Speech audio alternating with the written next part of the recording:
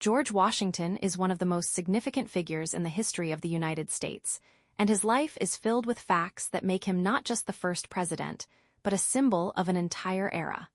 He was born on February 22, 1732, in Virginia, into the family of a planter. Interestingly, unlike many other founding fathers, he did not receive a formal higher education. Most of his knowledge came from self-education and practical experience.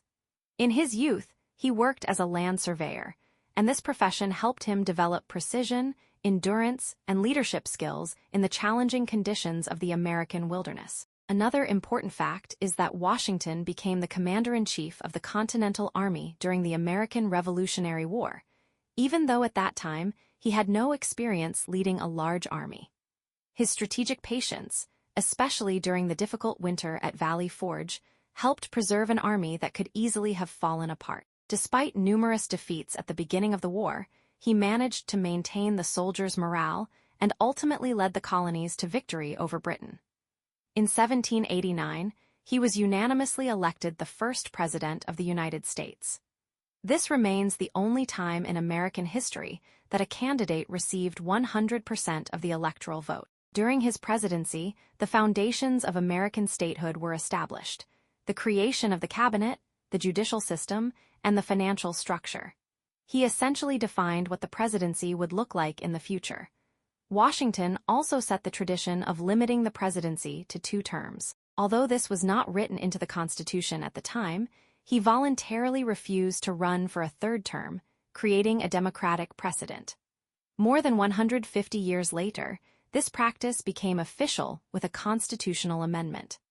Another interesting detail is that Washington was very tall for his time, about 6 feet 2 inches, 188 centimeters, which made a strong impression on his contemporaries. His physical presence and calm manner added to his authority.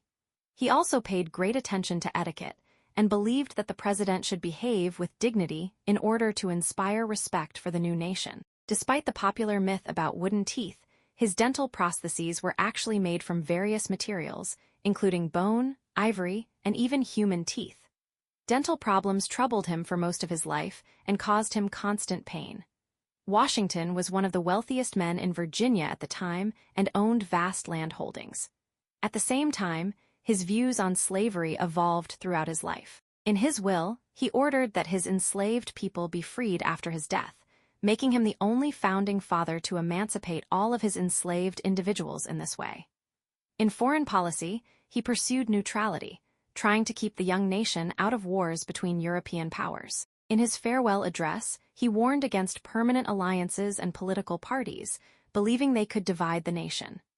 George Washington died in 1799 after a sudden throat illness. His death became a national tragedy. Today, the capital of the United States, Washington, D.C., as well as one of the states, is named after him. He left behind a legacy, not only as a military leader and president, but as a man who consciously chose service to his country over personal power.